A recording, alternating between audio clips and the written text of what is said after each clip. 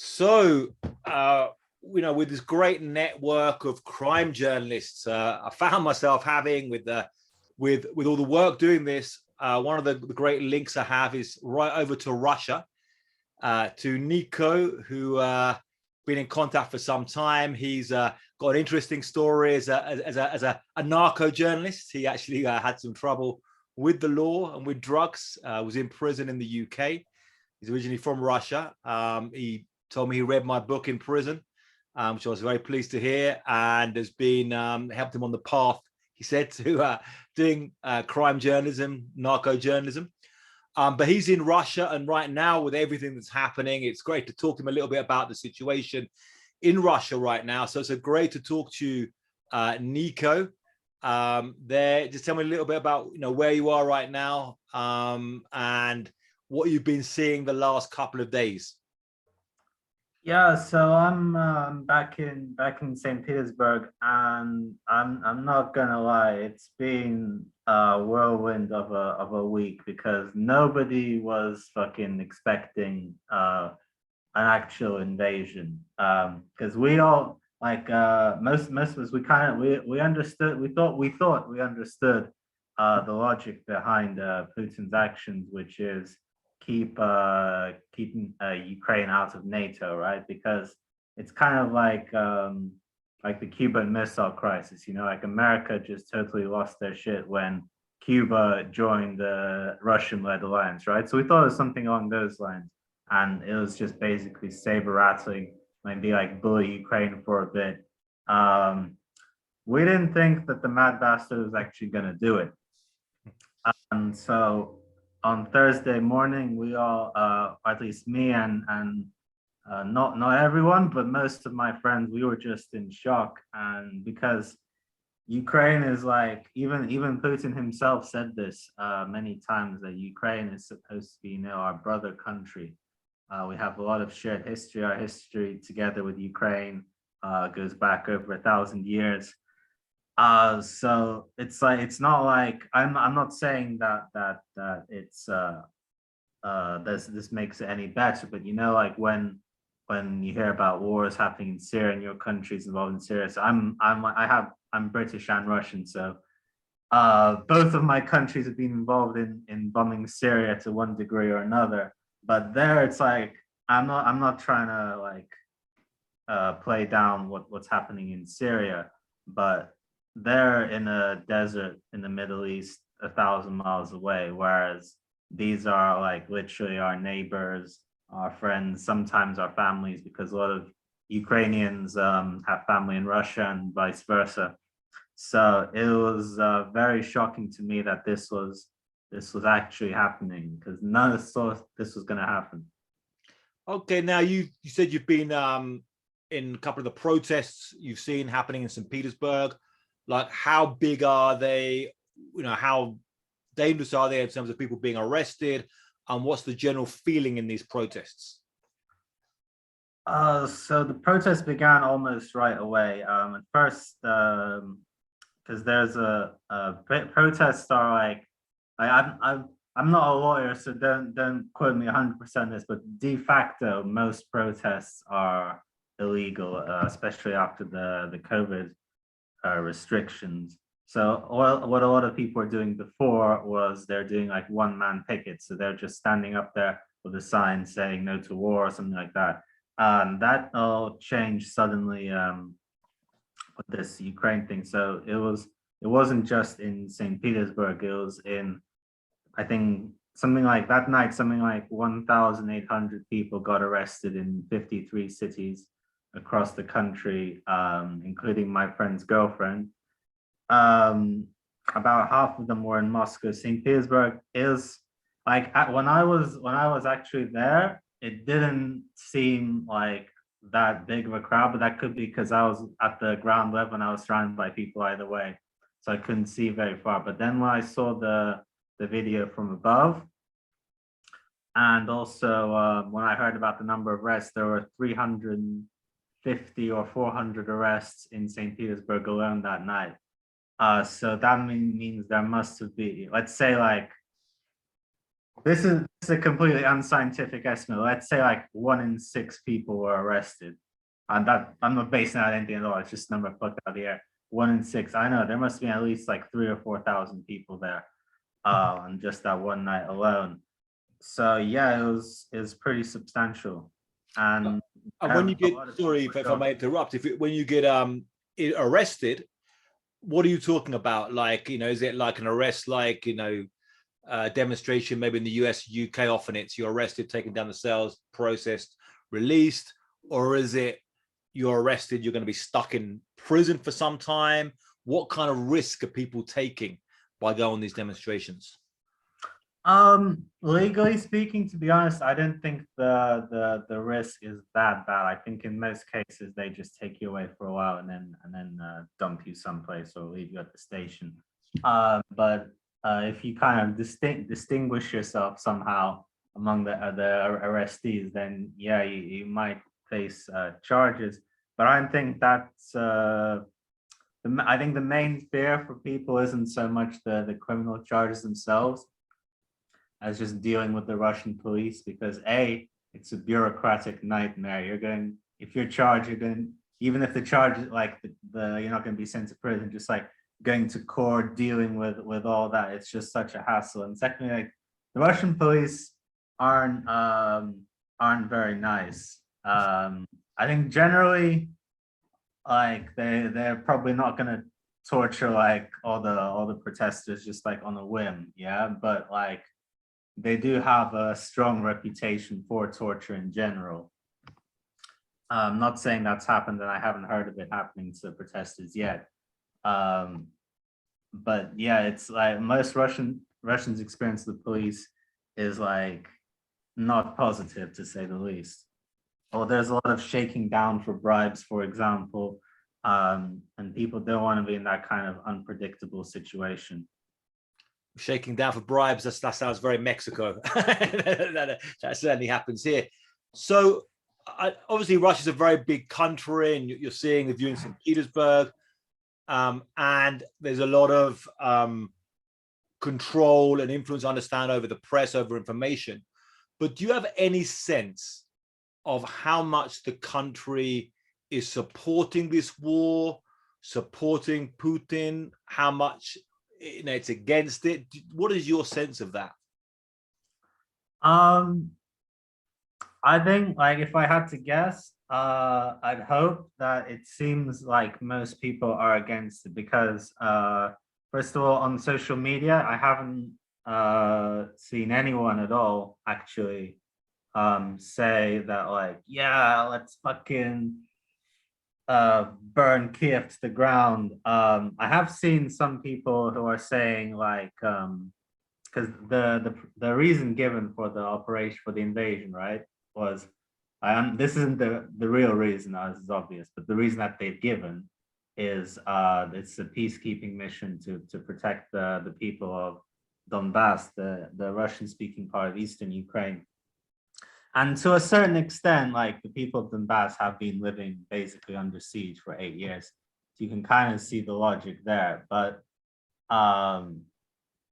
like, Kiev has nothing to do. The people living in Kiev have nothing to do with if it was really about a peacekeeping mission to Donbass, Russians could have just moved in, taken over the rebel-controlled areas in a day, facing no resistance from the Ukrainians, because these are areas they don't control anyway, and just called it a day. But instead they went to Kiev. But I haven't seen anyone actually supporting the invasion as such. There's also an interesting thing that came out, I think it was yesterday, the Levada, which is an independent polling agency, and you can generally trust them because they're not affiliated with the government, and they actually get a lot of stick from the government. So they did a survey, and about half of Russians still blamed America and NATO for the crisis. But this is important, but only 14% blamed Ukraine. So we're going to have to be doing some serious mental gymnastics on a mass scale to justify what's going on now.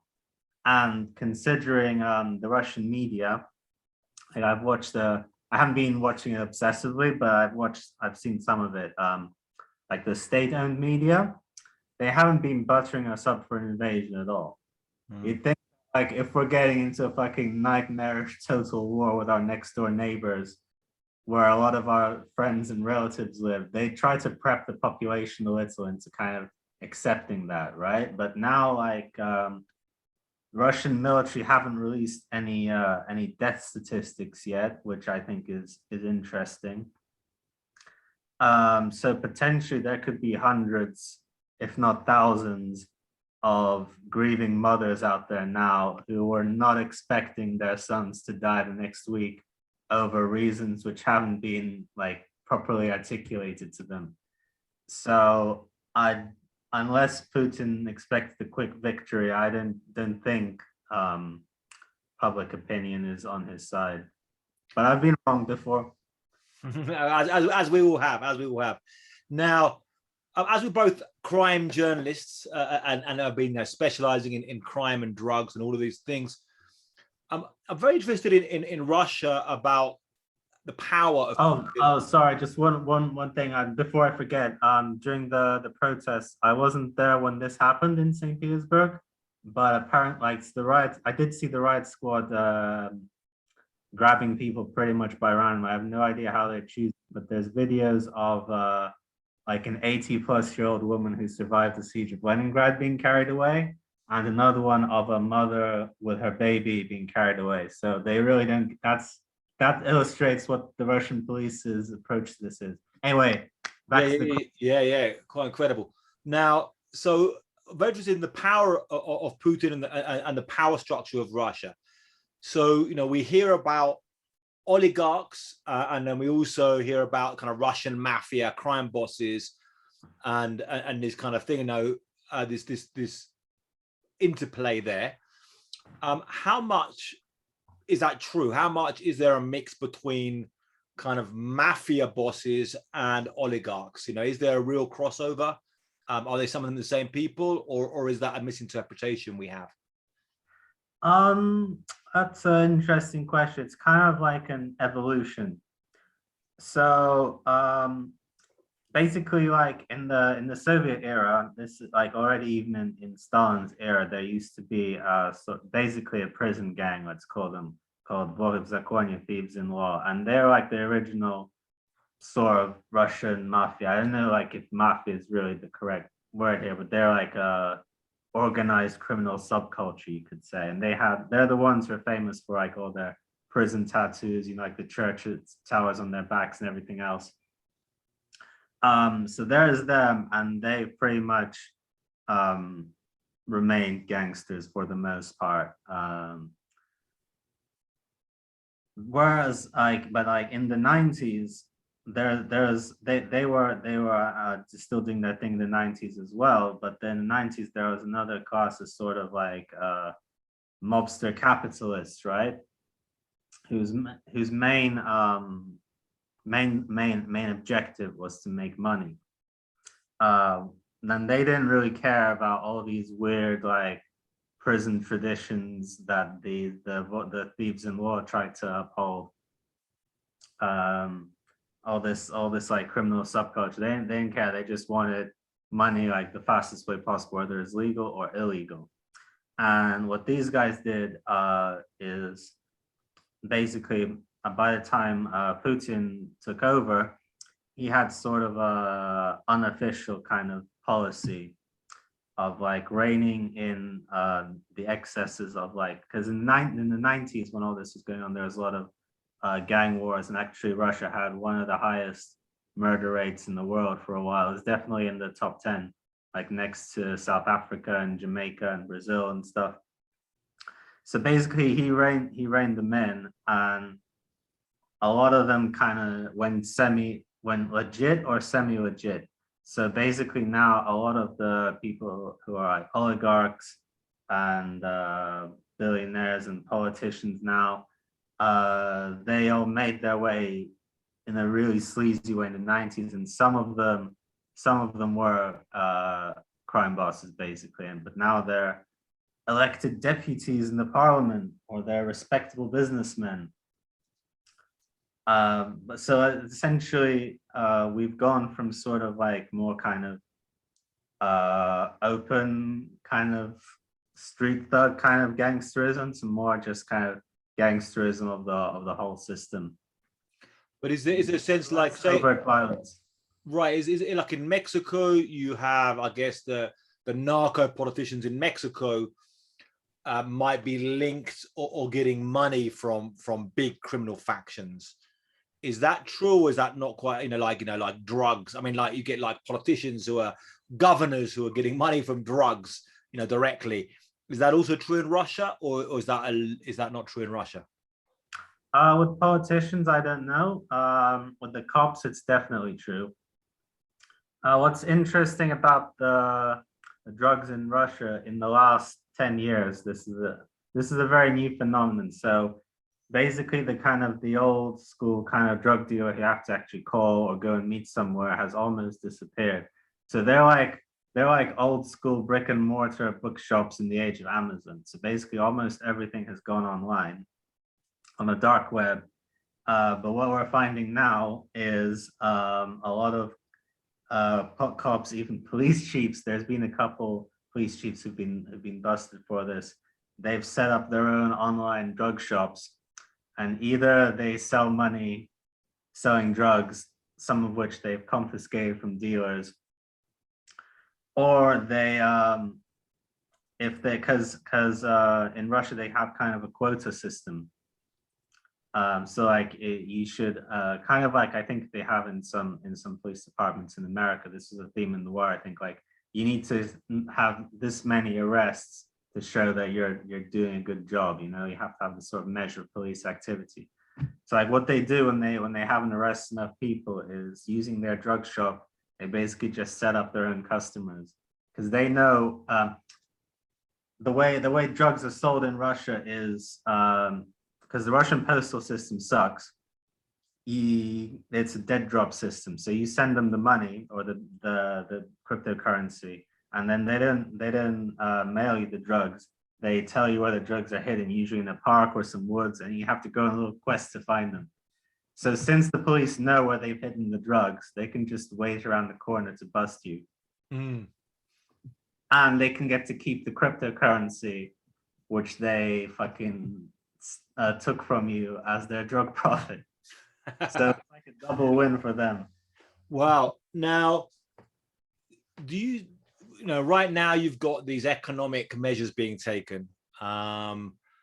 Like how worried are you? Do you know what it means? Do you know it's going to mean you're not going to get paid from the stories you write and the journalism you do? Can you still get access to your bank accounts, or do you have any idea what it's going to mean for you or for people individually, and what this is going to mean for the economy in the next days or weeks? I'm definitely still getting paid for the stories. The problem is I can't spend that money or cash out while I'm here. Or I can, but right now it's very convoluted because I have a British bank account and all the connections to British banks have been cut. So basically I've got the Western Union money to myself. I'm not sure how long that's gonna last. But yeah, I've got to physically go send myself like $200 or $300 in Western Union and go to Western Union and pick up the car. I can't do anything with my cards are all useless now. But even if you have a Russian bank account, a lot of people have and when I first found out that my card didn't work, I was actually in a restaurant. Then it's a very awkward situation because I couldn't pay. So basically they held my wallet hostage until the next day when I could get some cash from Western Union. But apparently it's been like the sanctions, they've been affecting Russian banks as well and people's ability to use their cards. Because when I tell people about like shopkeepers or cafe workers about this, they're like, yeah, like a lot of our customers just haven't been able to pay with their cards. Some people have cleverly prepared for this. Apparently a lot of pensioners keep a lot of cash anyway, so they're ready. But yeah, we're feeling the sanctions already, and unfortunately I don't think so far at least I think that like the sort of like the Russian elite and like the billionaires, I think they have some contingency plans. So I think most of these sanctions, they're mostly going to affect the kind of everyday Russians rather than Putin's inner circle, although Putin's inner circle will also be affected. So yeah, so talking about that, you know, the rich, the oligarchs, the people talk about the people with huge amounts of money, and with businesses all over, including a lot of money in the UK. How will they turn on Putin? Do you think if this crisis gets bad enough, or you know, have you got any idea what their reaction is going to be? And if they're losing a lot of money, you know, will they turn on the president? I mean, it's possible. I didn't think that like I don't want to speculate about individuals too much, but I would say that first of all, I'd say there's definitely some discomfort in the elites already, because the daughter of Dmitry Peskov, who's the Kremlin spokesman, I think it was yesterday. Yesterday, she posted "No war" on her Instagram, and it was mysteriously deleted shortly afterwards. But I think we can say that the not everyone is too keen on playing for Team Putin right now.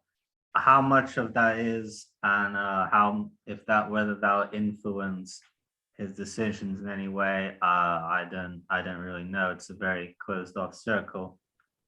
But I assume that basically a lot of these rich the rich Russians, the so-called new Russians, the oligarchs, they don't really like they don't want to stay in Russia. Like a lot, they like their holidays in the French Riviera. They don't want to live in North Korea. They want to enjoy their money, whether ill-gotten or not. You know, so it's possible that that they would try to, shall we say, make Putin reconsider his position for health reasons. Put it that way, or some influence him in some way. But it's a very closed off circle, and it's hard to tell what's really going on there. Do you have, what about the Russian community in the UK? You know, what's you know what again? What you know? What when the Russian community in the UK? What is it, I guess it's a very broad community. I imagine you must have, you know, some very rich, you know, Russian billionaires there, but also, you know, middle class and working class Russians there, as well as some Russian mafia there. You know, what's your sense of the Russians in the UK and how they're feeling about what's happening right now? I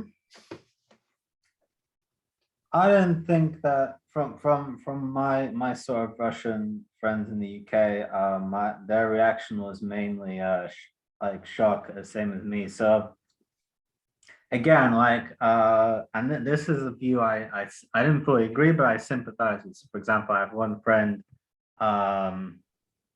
who like up until the invasion happened, he was talking about how this is basically NATO's fault for creeping up on Russian borders. But this is before the bombs were dropping.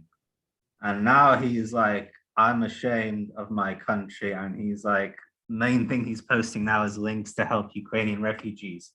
So I mean, I can't speak for everyone, but I think that like as in the Russians in Russia, I think a lot of people are shocked. Wow. Now, one of the things we've seen in the invasion, one of the forces, and you know, we talk about this like this Chechen kind of special forces. There's also a lot of kind of Chechen mafia as well, I understand as well. A few years ago, I spent a lot of time with a bunch of Chechens in Syria, of all places, but like before the war, a long time before the war, there was a big Chechen community over in the Middle East, and spent a bunch of time with them. But what's your sense of? Do you know much about this kind of Chechen elite in the military, and how much are they connected to kind of, you know, what kind of people are they, or you know, much profile about them? Well, Chechens are quite interesting because they're fighting on both sides of the conflict. So you have the guys who would be fighting for Russia in this case would be they're called the Kadyrovцы, So they're basically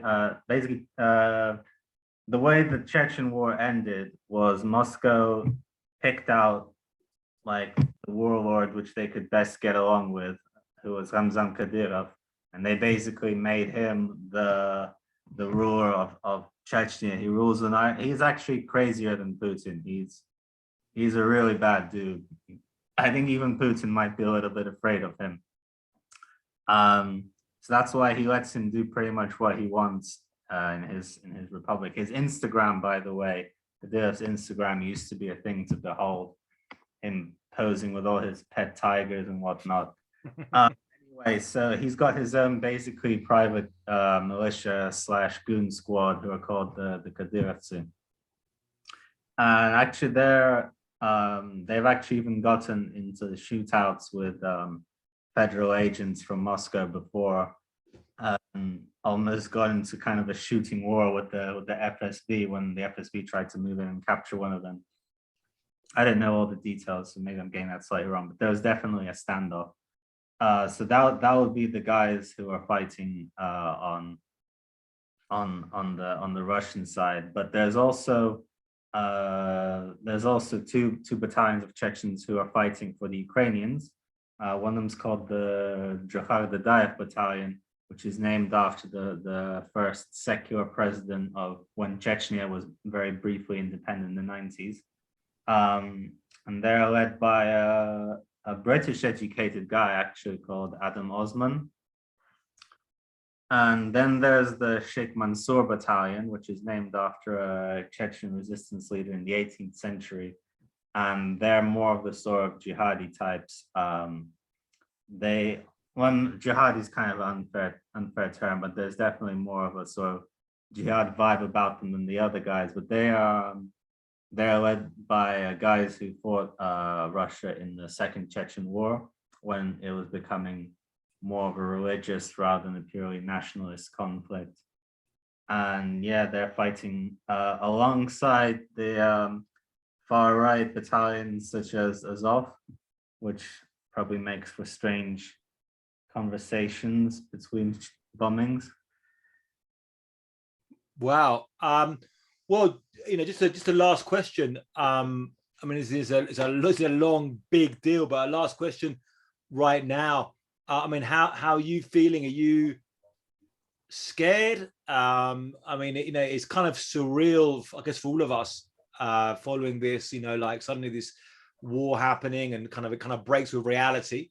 I grew up in the Cold War. I'm in my 40s now. I grew up in the Cold War when it was, back in the day in the 80s, when I was very scared. I grew up as a child being very terrified of nuclear war.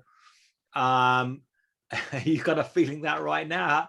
How scared are you? How optimistic are you? What are you seeing in the feeling right now about the future? Oh, like as I said earlier, like I thought before I could kind of I could understand, I could even not necessarily agree, but I could sympathize with a lot of Putin's actions. I thought I could see the logic of bullying Ukraine into staying out of NATO, because I figured like America would do the same thing in this situation. But like now all bets are off. Like I don't know what Putin's rationale is right now. I don't see what Ukraine has that Russia doesn't, that's worth massive body count, all this fucking money we're spending on throwing missiles at them every day, becoming basically the equivalent of an incel on the world stage, torpedoing our own economy. Like I don't, for what? Like we could have still Russia could have still like intimidated Ukraine and other, like we could have kind of put a trade embargo on them, or something like that. I'm not saying that's what I want to do. I don't want to bully Ukraine at all, but I'm saying that there could have been other means rather than basically the first interstate war in Europe of this century. And I don't know what's going to happen. I don't, now that like as far as I can see, the Ukrainians are actually holding up pretty well. Like the Russians haven't captured a single major city so far.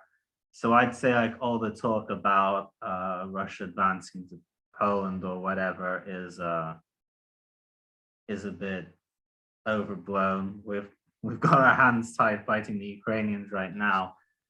But you know, like I have no idea what this is, and I think it could be darker days ahead for Russia, because now we're getting more and more cut off from the, because Twitter and Instagram have been blocked basically. We managed to check because I'm using a VPN. So I'm afraid that we're gonna grow from authoritarian, which is what it is now, to more totalitarian. Like I didn't think that was really a possibility, but you know, like I didn't think that war with our next door neighbors, our brother nation, was a possibility either, and yet here we are. So like I'm throwing out my looking glass. Well, yeah, it's scary days ahead, certainly. And yeah, I'm sure a lot of Russians might be leaving the country in the future. We might see more of them here in Mexico or in the UK and in various places. Well, look, that was great, Nico. Where can people find your work? You know, what kind of stuff are you doing right now? So yeah, I'm on Twitter at Lemmy Winks the third, Lemmy Winks as in the gerbil from South Park. I've written a book called Dope World, which is basically about kind of the history of the war on drugs around the world. And I was writing another book about the history of weed in Africa and Asia, but I think my travel plans might be cancelled for the foreseeable future. Okay, no, well, definitely, I'll put your Twitter link there, and so it's always enjoy seeing your stuff there. Well, look, great talking to you. In the future, we'll have to talk more, you know, deeply about your story in prison in the UK and your own story and journey to becoming a journalist. But much appreciated. Sure. Thanks very much.